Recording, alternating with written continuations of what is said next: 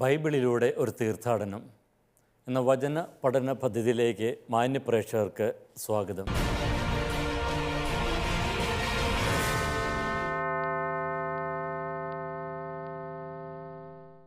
വെളിപാട് ഗ്രന്ഥത്തിലൂടെയാണ് നാം ഇപ്പോൾ കടന്നുപോയിക്കൊണ്ടിരിക്കുന്നത്. കഴിഞ്ഞ ക്ലാസ്സുകളിൽ വെളിപാട് 18-ാമത്തെ അധ്യായത്തിലെ വിവരണങ്ങളാണ് നമ്മൾ കണ്ടത്. ബാബിലോൺ എന്ന മഹാവേശ്യയുടെ മേലുള്ള ദൈവത്തിൻ്റെ വിധി പ്രസ്താവവും അതിനുശേഷം ആ വിധിയെ തുടർന്ന് അതിൽ വിലപിക്കുന്ന 3 കൂട്ടർ ആളുകളെയുമാണ് നമ്മൾ കാണുന്നത്. രാജാക്കന്മാരും വ്യാപാരികളും നാവികരും വിലപിക്കുന്നത് നാം കാണുന്നു. ഈ ചരിത്ര പ്രക്രിയയിലെ ആദ്യത്തെ ആ ഘട്ടം ഇവിടെ പൂർത്തിയായിക്കൊണ്ടിരിക്കുകയാണ്. ഇനി ഇതിൻ്റെ മറുവശമാണ് നമ്മൾ 19-ാമത്തെ അധ്യായത്തിലേക്ക് വരുമ്പോൾ നമ്മൾ കാണുന്നത്.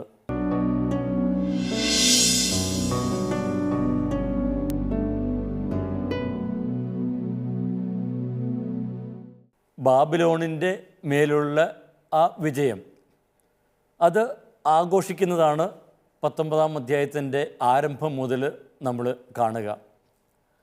അതിലാദ്യത്തെ 1-2 വാക്യങ്ങൾ ഞാൻ വായിക്കാം. ഇതിന് ശേഷം സ്വർഗത്തിൽ വലിയ ജനക്കൂട്ടത്തിൻ്റെ ഉച്ചസ്വരം പോലെ പറയുന്നത് ഞാൻ കേട്ടു. ഹല്ലേലൂയ, രക്ഷയും മഹത്വവും ശക്തിയും നമ്മുടെ ദൈവത്തിൻ്റേത്.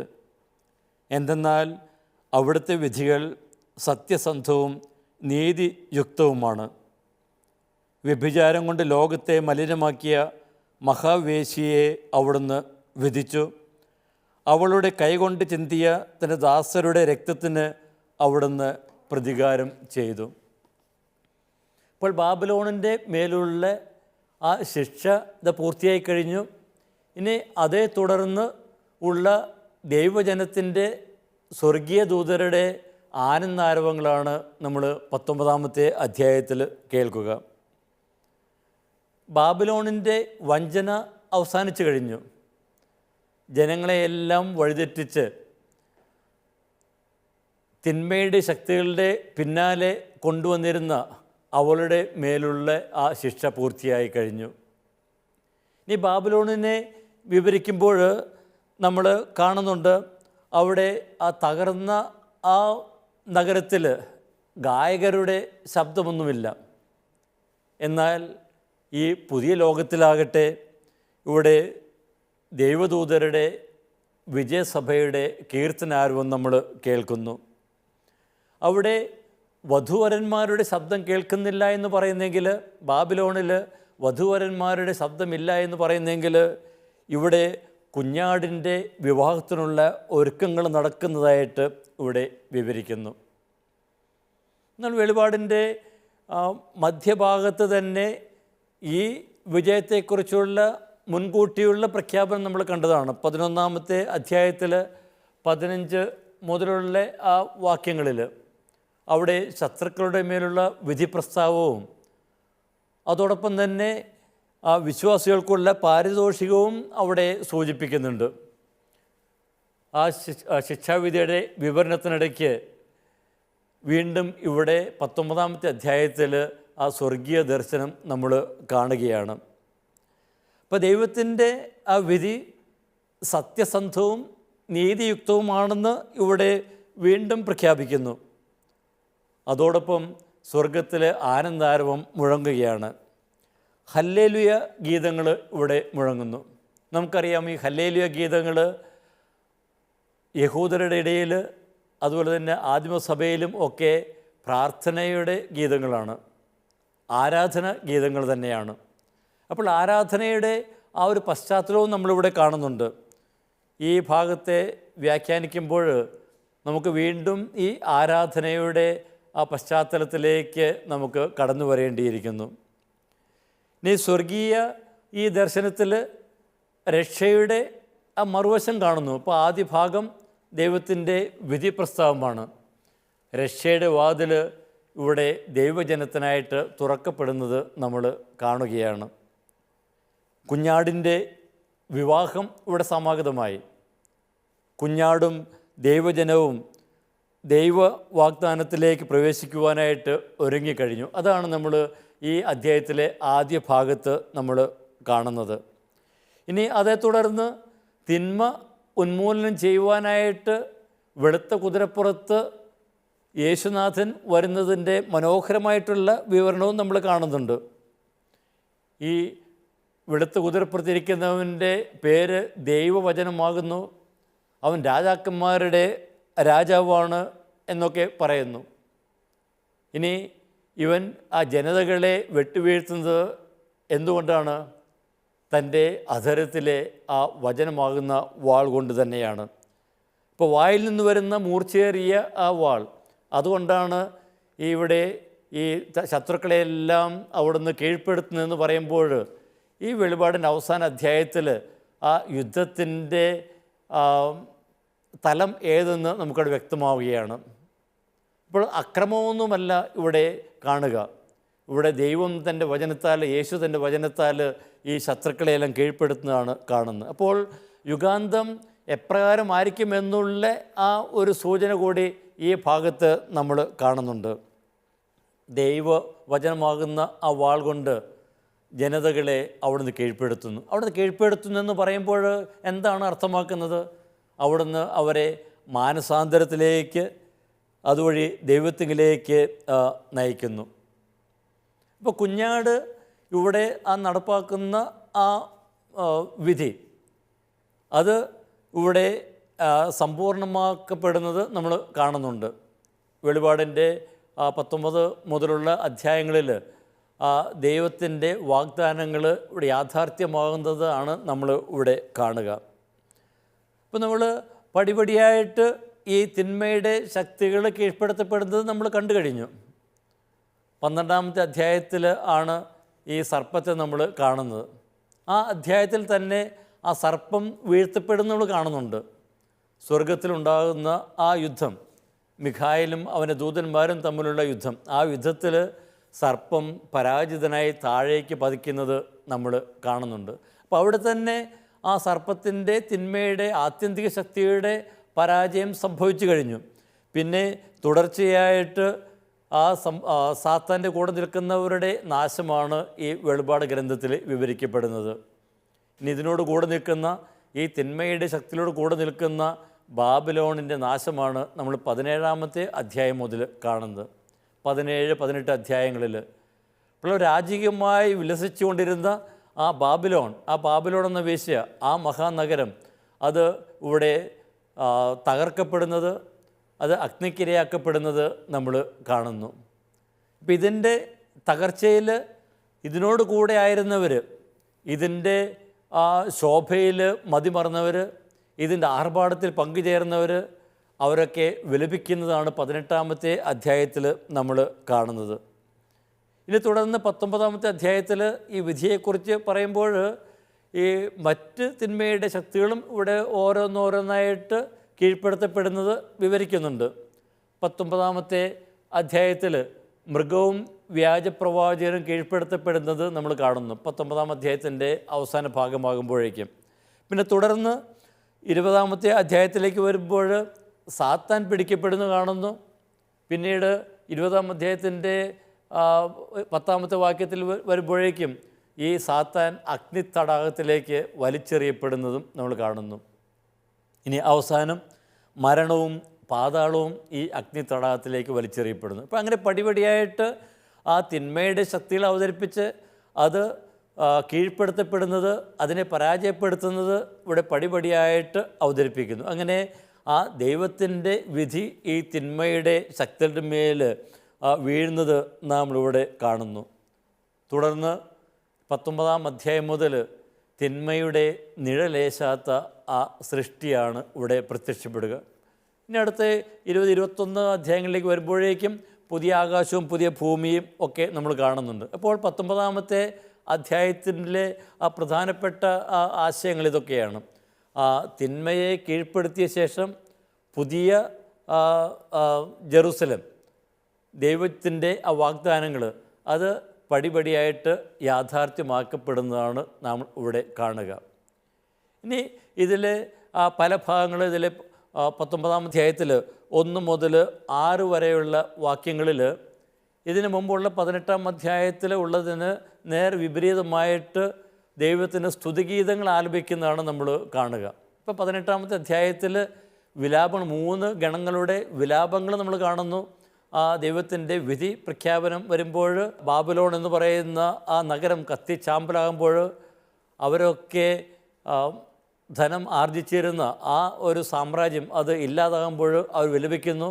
എന്നാൽ അതിന് മറുപുറമായിട്ട് ഇവിടെ 3 ഗണങ്ങൾ ആഹ്ലാദ കീർത്തനങ്ങൾ ആലപിക്കുന്നത് കാണുന്നു. ദൈവദൂതന്മാരും ശ്രേഷ്ഠന്മാരും അതുപോലെ തന്നെ ദൈവജനവും വിജയം ഭരിച്ച സഭയും. അപ്പോൾ 18-20 ആഹ്ലാദിക്കുവൻ എന്ന് പറയുന്ന വാക്യമുണ്ട്. 18-20 പറയുന്നു, അല്ലയോ സ്വർഗമേ, വിശുദ്ധരെ, അപ്പസ്തോലന്മാരെ, പ്രവാചകന്മാരെ, അവളുടെ നാശത്തിൽ ആഹ്ലാദിക്കുവൻ. ദൈവം നിങ്ങൾക്ക് വേണ്ടി അവൾക്കെതിരെ വിധി നടത്തി കഴിഞ്ഞു. അപ്പോൾ ഇതിൻ്റെ ഈ ഒരു ആഹ്ലാദമാണ് ഇവിടെ കാണുന്നത്. അത് നമുക്കറിയാം. ഇത് 11-ാമത്തെ അധ്യായത്തിൽ കൂടെ ദൈവം വിധി പ്രഖ്യാപിക്കുന്നതിനെക്കുറിച്ച് പറയുന്നുണ്ടല്ലോ. അപ്പോൾ അതിൻ്റെ ഒരു തുടർച്ചയാണ്, അതിൻ്റെ ഒരു സമാപനമാണ് എന്ന് നമുക്ക് കാണാം. ഇപ്പോൾ ഇവിടെ വിശുദ്ധർക്കുള്ള പ്രതിഫലവും ശത്രുക്കളുടെ ഉന്മൂലനവും എന്ന പ്രമേയം ഇവിടെ തുടരുകയാണ്. ഇനി 19-ാമത്തെ അധ്യായത്തിലെ നമുക്ക് ഓരോ വാക്യങ്ങളെടുത്ത് അതിലെ ആശയങ്ങളിലേക്ക് നമുക്ക് സാവധാനം കടന്നു ചെല്ലാം. 19-ാമത്തെ അധ്യായം 1-ാമത്തെ വാക്യം. ഇതിന് ശേഷം സ്വർഗത്തിൽ വലിയ ജനക്കൂട്ടത്തിൻ്റെ ഉച്ചസ്വരം പോലെ പറയുന്നത് ഞാൻ കേട്ടു, ഹല്ലേലൂയ, രക്ഷയും മഹത്വവും ശക്തിയും നമ്മുടെ ദൈവത്തിൻ്റേത്. ഇപ്പോൾ നേരത്തെ സൂചിപ്പിച്ചതുപോലെ 18-ാം അധ്യായത്തിൽ 20-ാം വാക്യത്തിൽ പറയുന്ന ആഹ്ലാദിക്കുവിൻ, സന്തോഷിക്കുമെന്ന് പറയുന്നതിൻ്റെ ആ ഒരു തുടർച്ചയായിട്ട് ഈ സഭദൈവ ദൂതന്മാർ, സ്വർഗീയ ദൂതന്മാർ, ദൈവജനം സന്തോഷിക്കുന്നതാണ് ഇവിടെ വിവരിക്കുന്നത്. അപ്പോൾ ഇവിടെ ബാബിലോണിൻ്റെ മുഖം മൂടി അഴിഞ്ഞു വീഴുകയാണ്. അപ്പോൾ അതിൻ്റെ അധാർമികതയും അക്രമവുമൊക്കെ ദൃശ്യമാകുന്നു. ഇപ്പോൾ ഇവിടെ ബാബിലോൺ ഇവിടെ നശിപ്പിക്കപ്പെടുമ്പോൾ, അത് കത്തിച്ചാമ്പലാകുമ്പോൾ, അതോടൊപ്പം അതിനോട് കൂടെ ആയിരുന്ന ആ നാവികരും രാജാക്കന്മാരും എല്ലാം വിലപിക്കുമ്പോൾ ഇവിടെ എന്താണ് ദൃശ്യമാകുന്നത്? ഈ ഒരു നഗരം അല്ലെങ്കിൽ ഈ നഗരം പ്രതിനിധാനം ചെയ്യുന്ന വ്യവസ്ഥിതികൾ അത് എന്നേക്കുമായി നിലനിൽക്കുന്നില്ല. നിലനിൽക്കുന്ന എന്താണ്? ദൈവത്തിൻ്റെ ആ സാമ്രാജ്യമാണ്, ദൈവത്തിൻ്റെ രാജ്യമാണ്. അപ്പോൾ നിലനിൽക്കുന്ന ആ ദൈവത്തിൻ്റെ രാജ്യം അത് ഇവിടെ യാഥാർത്ഥ്യമായി കൊണ്ടിരിക്കുന്നു. അപ്പോൾ അതേ തുടർന്ന് സ്വർഗത്തിൽ ആഹ്ലാദാരവം മുഴങ്ങുകയും ചെയ്യുന്നു. ഇപ്പോൾ ഇവിടെ പ്രത്യക്ഷപ്പെടുന്ന ആ സ്വർഗത്തിൽ ഒരു സ്വരം വരുന്നു. അത് ഇവിടെ പ്രത്യക്ഷപ്പെടുന്ന ആ ഒരു ജനക്കൂട്ടം അത് 18-ാമത്തെ അധ്യായത്തിൽ സൂചിപ്പിക്കുന്ന അപ്പസ്തോലന്മാരും വിശുദ്ധരും പ്രവാചകരും ഒക്കെ ആകാം. ഇപ്പോൾ ഇവിടെ ആഹ്ലാദ ആരവങ്ങൾ പുറപ്പെടുവിക്കുന്നത് ആ സ്വർഗീയ സദസ്സ് തന്നെയാണ്. അതുപോലെ തന്നെ 7-ാമത്തെ അധ്യായത്തിൽ 9-ാമത്തെ വാക്യത്തിലും നമ്മൾ ഇതിന് സമാനമായിട്ടുള്ള സ്വർഗീയ ഗീതങ്ങളെക്കുറിച്ച് കാണുന്നുണ്ട്. 7-ാമത്തെ അധ്യായം 9-ാമത്തെ വാക്യം. ഇതിന് ശേഷം ഞാൻ കണ്ടു, എണ്ണിത്തട്ടിപ്പെടുത്താൻ ആർക്കും സാധിക്കാത്ത വിധം ഒരു ജനക്കൂട്ടം. അവർ സകല ജനതകളിലും ഗോത്രങ്ങളിലും ജനങ്ങളിലും ഭാഷകളിൽ നിന്നുള്ളവർ, അവർ വെള്ളയങ്കി അണിഞ്ഞ് കുർത്തോല കൈ പിടിച്ച് നിൽക്കുന്നവർ. അപ്പോൾ അവിടെ ഒരു ജനക്കൂട്ടത്തെക്കുറിച്ചൊക്കെ പറയുന്നുണ്ട്. അപ്പോൾ അത് സ്വർഗീയ സഭയാണ്, വിജയസഭയാണ്. അപ്പോൾ അതുപോലെ തന്നെ 15-ാമത്തെ അധ്യായത്തിൽ 3-ാമത്തെ വാക്യത്തിലും ഇതുപോലെ ജനക്കൂട്ടത്തെ നമ്മൾ കാണുന്നുണ്ട്. 15-ാം അധ്യായം 2-ാമത്തെ വാക്യം. അഗ്നി കലർന്ന പളുങ്കുകടൽ പോലെ ഒന്ന് ഞാൻ കണ്ടു. മൃഗത്തിന്മേലും അതിൻ്റെ പ്രതിമയിന്മേലും നാമസംഖ്യന്മേലും വിജയം വരിച്ച് ദൈവത്തിൻ്റെ കിന്നരവുമായി പളുങ്കുകടലിൽ നിൽക്കുന്നവരെയും അവർ ദൈവത്തിൻ്റെ ദാസനെ മോശയുടെ ഗീതവും കുഞ്ഞാടിൻ്റെ ഗീതവും ആലപിച്ചു. അപ്പോൾ അവിടെയും ഒരു ദൈവത്തോടു കൂടെ ആയിരിക്കുന്ന ആ ഒരു സമൂഹത്തെ കാണുന്നത്. അപ്പോൾ ഇവിടെ സൂചിപ്പിക്കുന്ന ഈ ജനക്കൂട്ടം അത് ഈ ഇവിടെ നേരത്തെ സൂചിപ്പിച്ച ആ സ്വർഗീയ ദൂതർ, വിജയം വരിച്ച സഭ ഒക്കെ ആകാം. അപ്പോൾ സ്വർഗീയ ദൂതരോടുകൂടെ വിശ്വാസികളും ആനന്ദാരവങ്ങൾ പുറപ്പെടുവിക്കുന്നതാണ്, മുഴക്കുന്നതാണ് നാം ഇവിടെ കാണുക. ഇനി ഇവിടെ അവരുടെ പ്രാർത്ഥന ഹല്ലേലൂയ എന്നുള്ള ആ ഒരു ആനന്ദാരവം ഉച്ചസ്വരത്തിൽ പറയുന്നു, ഹല്ലേലൂയ, രക്ഷയും മഹത്വവും ശക്തിയും നമ്മുടെ ദൈവത്തിൻ്റേത്. ഹല്ലേലൂയ വിശുദ്ധ പുതിയ നിയമത്തിൽ വെളിപാടിലാണ് ഇത് പ്രത്യക്ഷപ്പെടുക. 4 പ്രാവശ്യം ഇത് പ്രത്യക്ഷപ്പെടുന്നുണ്ട്. ഇപ്പോൾ ഹല്ലേലൂയ എന്നുള്ള ആ പദം അത് പഴയ നിയമത്തിൽ ഒരു പ്രാർത്ഥന ഗീതം തന്നെയാണ്. അത് ഉച്ചരിക്കേണ്ടത് ഹല്ലേലൂയ അല്ല, നമ്മൾ സാധാരണ ഹല്ലേലൂയ എന്നൊക്കെ പറയാറുണ്ടല്ലോ. പക്ഷേ ഹെബ്രായ ഭാഷയിൽ അത് ഉച്ചരിക്കുന്നത് ഹല്ലലൂ യാ, ഹല്ലലൂ സ്തുതിക്കുവിൻ, യാഹുവേ കർത്താവെ സ്തുതിക്കുവിൻ എന്നുള്ളതാണ്. അപ്പോൾ യഹൂദ ക്രൈസ്തവ ആരാധനയിൽ ഇത് വളരെ പ്രാധാന്യമറിയിക്കുന്നുണ്ട്. സങ്കീർത്തനങ്ങളിൽ ഒക്കെ ഇത് വളരെയധികം പ്രാവശ്യം ആവർത്തിക്കുന്നത് നമ്മൾ കാണുന്നുണ്ട്. ഇത് ആരാധന സ്തുതി ഗീതം തന്നെയാണ്. അപ്പോൾ ഇവിടെയുള്ള ഈ ഹല്ലേലൂയ ഗീതം അത് നമ്മൾ ഈ സങ്കീർത്തനങ്ങളിൽ നമ്മൾ കാണുന്ന, ഉദാഹരണത്തിന് സങ്കീർത്തനം 113 കർത്താവിനെ സ്തുതിക്കുവിൻ, കർത്താവിൻ്റെ ദാസരെ അവിടുത്തെ സ്തുതിക്കുവിൻ, കർത്താവിൻ്റെ നാമത്തെ സ്തുതിക്കുവിൻ. അപ്പോൾ ഇവിടെ 113 മുതൽ 118 വരെയുള്ള സങ്കീർത്തനങ്ങളെ ഈ ഹല്ലേൽ ഗീതങ്ങളെന്നാണ് വിളിക്കുക. ഇപ്പോൾ ഇവിടെ ഹെബ്രായ ഭാഷയിൽ ഹല്ലലു യാഹ് ഹല്ലലു, അബ്ദേ അദോനായ് ഹല്ലലു. അപ്പോൾ ആ ഹല്ലലൂയ, അപ്പോൾ അതാണ് അവിടെ ആ വാക്ക് കൊണ്ടാണ് ഇത് ആരംഭിക്കുന്നത്. അപ്പോൾ ഹല്ലലൂയ, കർത്താവിനെ സ്തുതിക്കുവിൻ. ഇനി ഇവിടെ ഈ കർത്താവിനെ സ്തുതിക്കുവിൻ എന്ന് ഉള്ള ഈ ഗീതം, ഇത് 113 മുതൽ 18 വരെയുള്ള ഈ ഗീതങ്ങൾ, അത് യഹൂദർ അവരുടെ പെസഹക്കാലത്ത് പെസഹ ഭക്ഷണത്തിൻ്റെ സമയത്തൊക്കെ ആവർത്തിക്കുന്ന സങ്കീർത്തനങ്ങളൊക്കെയാണ്. അതിന് കാരണം ഇതിൽ ആ പെസഹ ആചരണവുമായിട്ട് ഇവരുടെ പുറപ്പാട് യാത്രയുമായിട്ട് ഒക്കെ ബന്ധമുണ്ട്. അപ്പോൾ പുറപ്പാടിൻ്റെ വളരെ ശക്തമായിട്ടുള്ള സൂചനകൾ ഈ സങ്കീർത്തനങ്ങളിലുണ്ട്, ഈ ഹല്ലേൽ സങ്കീർത്തനങ്ങളിൽ ഉണ്ട്. അപ്പോൾ അതുകൊണ്ട് ഇത് യഹൂദർ അധർമ്മികളുടെ ഉന്മൂലനവുമായിട്ട് ആണ് ഇതിനെ ബന്ധപ്പെടുത്തുന്നത്. ഇപ്പോൾ ഇവിടെ ഈ വെളിപാടിൽ ഈ ഹല്ലേലൂയ എന്നുള്ള ഈ ഗീതം ആലപിക്കുമ്പോൾ നമുക്ക് ഈ പഴയ നിയമത്തിലെ ഈ സങ്കീർത്തനങ്ങളുമായിട്ട് വേണമെങ്കിൽ ബന്ധിപ്പിക്കാവുന്നതാണ്. അതായത് പുറപ്പാടിൻ്റെ പശ്ചാത്തലത്തിലുള്ള ഈ സങ്കീർത്തനങ്ങളുമായിട്ട്. അങ്ങനെയെങ്കിൽ ഇവിടെ ഈ വെളിപാടിൽ ഈ 19-ാം അധ്യായത്തിൽ നമ്മൾ തിരിച്ചറിയേണ്ട ആ പശ്ചാത്തലം എന്താണ്? പുറപ്പാടിൻ്റെ പശ്ചാത്തലം തന്നെയാണ്.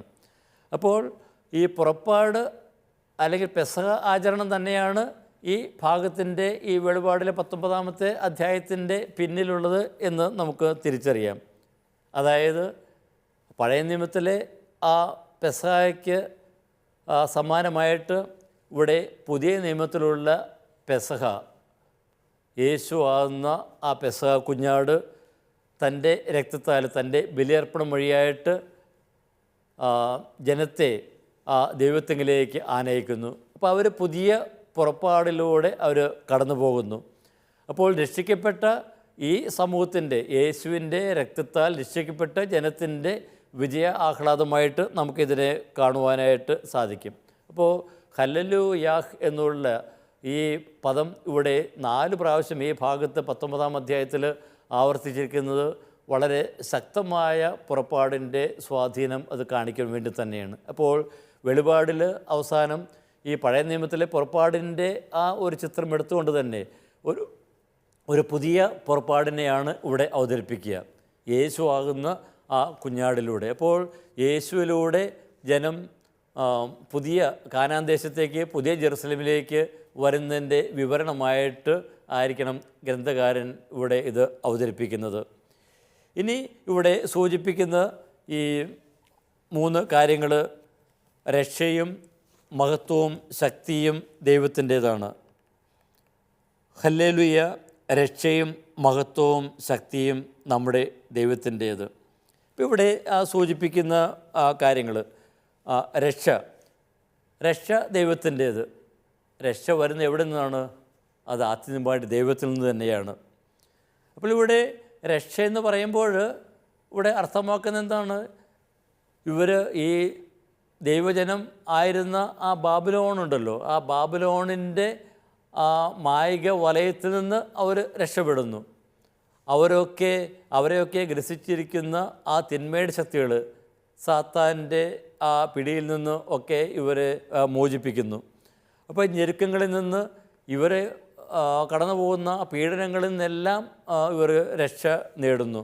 7-ാമത്തെ അധ്യായത്തിൽ 9-ാമത്തെ വാക്യത്തിൽ ഈ രക്ഷയെക്കുറിച്ച് പറയുന്നുണ്ട്. 7-ാം അധ്യായം 10-ാമത്തെ വാക്യം. അവർ ഉച്ചസ്വരത്തിൽ വിളിച്ചു പറഞ്ഞു, രക്ഷ സിംഹാസനസ്ഥനായ നമ്മുടെ ദൈവത്തിൻ്റേതും കുഞ്ഞാടിൻ്റേതും. പിന്നെ ഇവരെക്കുറിച്ച് പറയുമ്പോൾ പിന്നെ പറയുന്നുണ്ട്, 14-ാമത്തെ വാക്യത്തിൽ പറയുന്നുണ്ട്, ഇവരാണ് വലിയ ക്ലേശത്തിൽ നിന്ന് വന്നവർ, കുഞ്ഞാടിൻ്റെ രക്തത്തിൽ തങ്ങളുടെ അങ്കികൾ കഴുകി വെളുപ്പിച്ചവർ. അപ്പോൾ ഈ രക്ഷയെന്ന് പറയുമ്പോൾ ഈ ബാബിലോണിൻ്റെ പ്രലോഭനങ്ങളിൽ നിന്ന് ഒക്കെ രക്ഷപ്പെടുന്നവരാണ്. അല്ലെങ്കിൽ അവർ കടന്നു പോകുന്ന ആ ഞെരുക്കങ്ങളിൽ നിന്ന് അവർ രക്ഷ നേടുന്നതിനെ കുറിച്ച് തന്നെയാണ്. അതുപോലെ തന്നെ യേശുവിൻ്റെ രക്തത്താൽ അവർ കഴുകി ശുദ്ധീകരിക്കപ്പെടുന്നത് തന്നെയാണ്. അതുപോലെ തന്നെ 12-ാമത്തെ അധ്യായത്തിലും ഈ രക്ഷയെക്കുറിച്ച് പറയുന്നുണ്ട്. 12-ാം അധ്യായത്തിൽ സാത്താൻ്റെ ദോഷാരോപണങ്ങളിൽ നിന്നും രക്ഷപ്പെടുന്നതിനെക്കുറിച്ച് പറയുന്നുണ്ട്. 12-ാം അധ്യായം 10-ാമത്തെ വാക്യം.